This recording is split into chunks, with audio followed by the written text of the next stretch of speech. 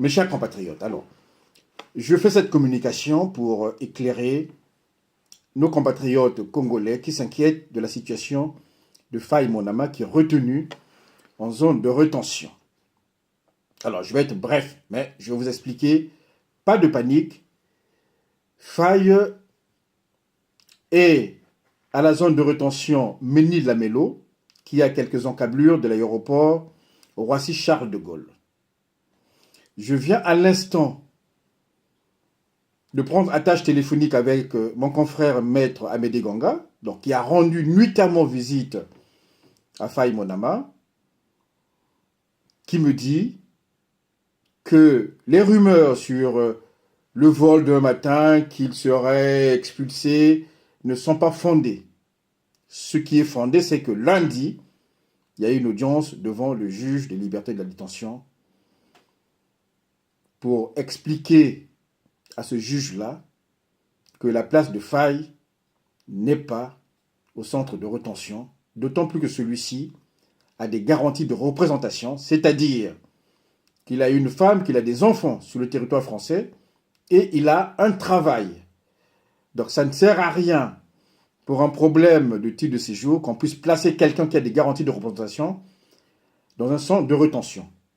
Et là, effectivement, c'est au visa des articles L 741-10 du CESEDA. Le CESEDA, c'est le code de l'entrée du séjour des étrangers et du droit d'asile.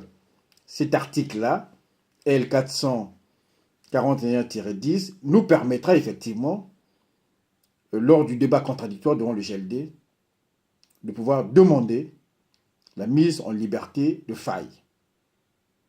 Alors, je tiens à préciser que Faye Monama bénéficie depuis une année d'un récépissé qui est renouvelable.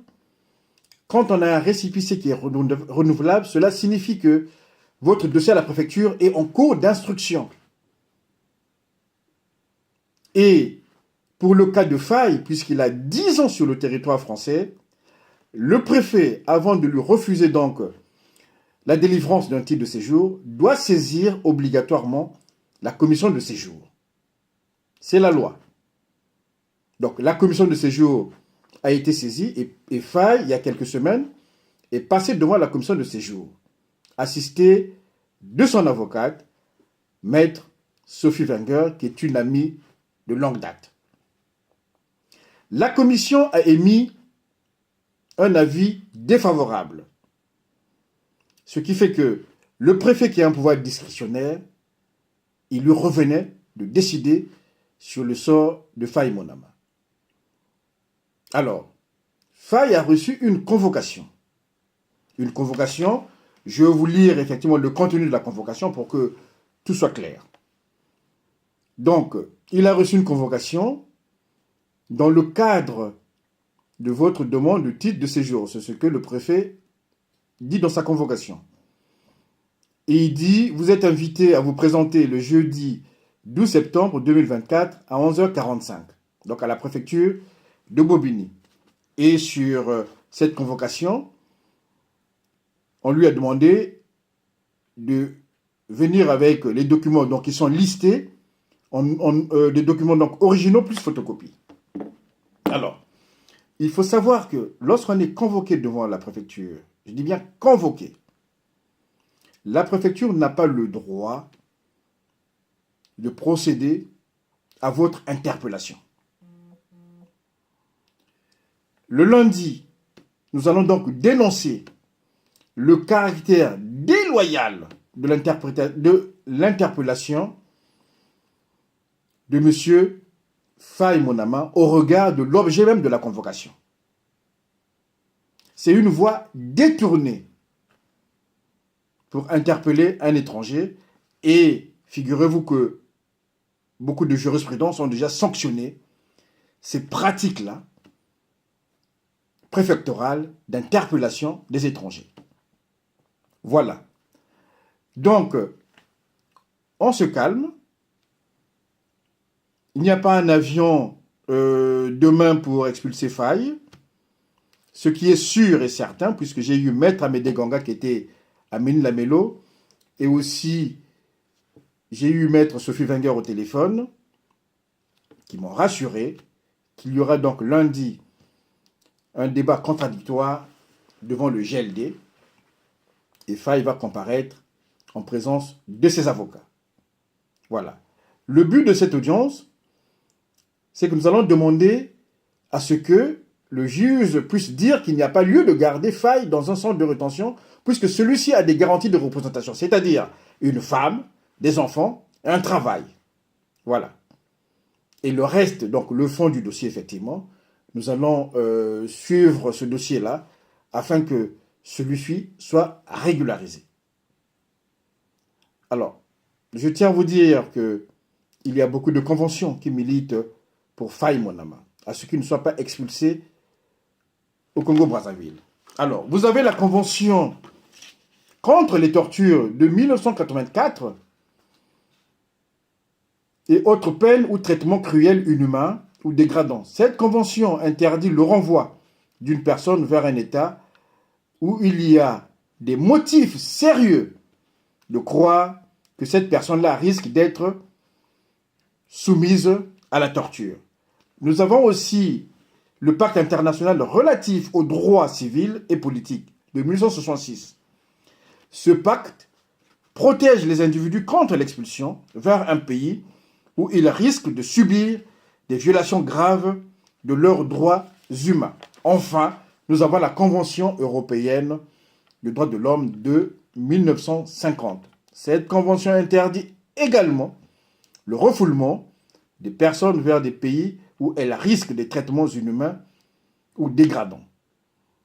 Et nous allons aussi, au visa de l'article 5 de cette convention européenne de la sauvegarde des droits de l'homme, plaider pour que Faye ne soit pas expulsé vers le Congo. Alors, le Congo, vous savez, c'est un pays, effectivement, où le président, je dis bien par effraction électorale, puisqu'il a fracturé les urnes électoralement, celui-ci s'est autoproclamé président, M.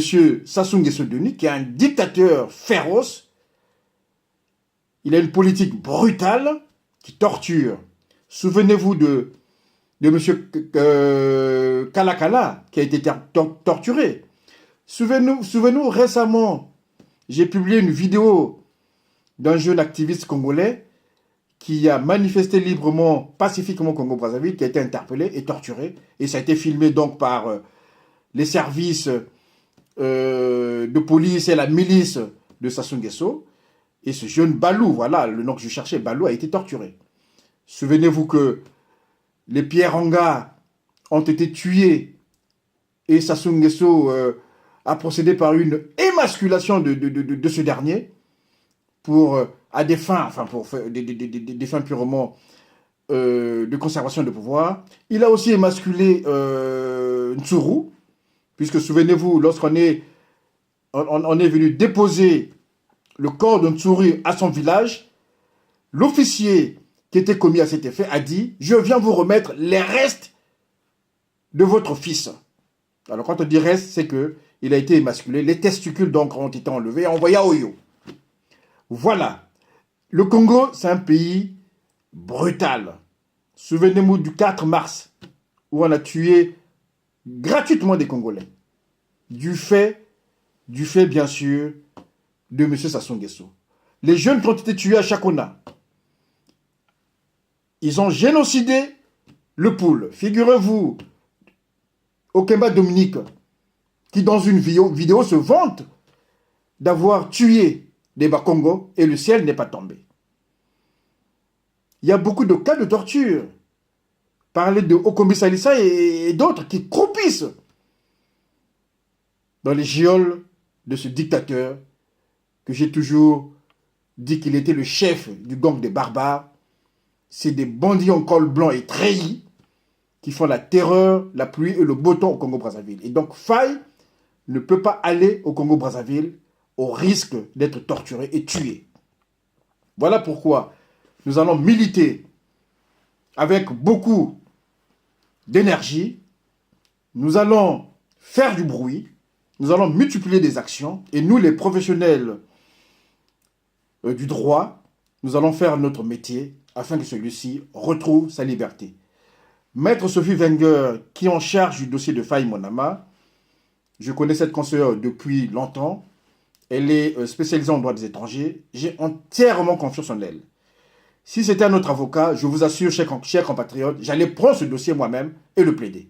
Mais Sophie Wenger est là, elle est compétente. C'est une amie de longue date, on lui fait confiance. Et je vous assure que nous allons obtenir la libération de Faye Monama.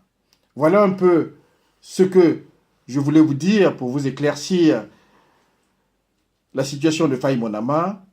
Pas de panique, la situation est sous contrôle.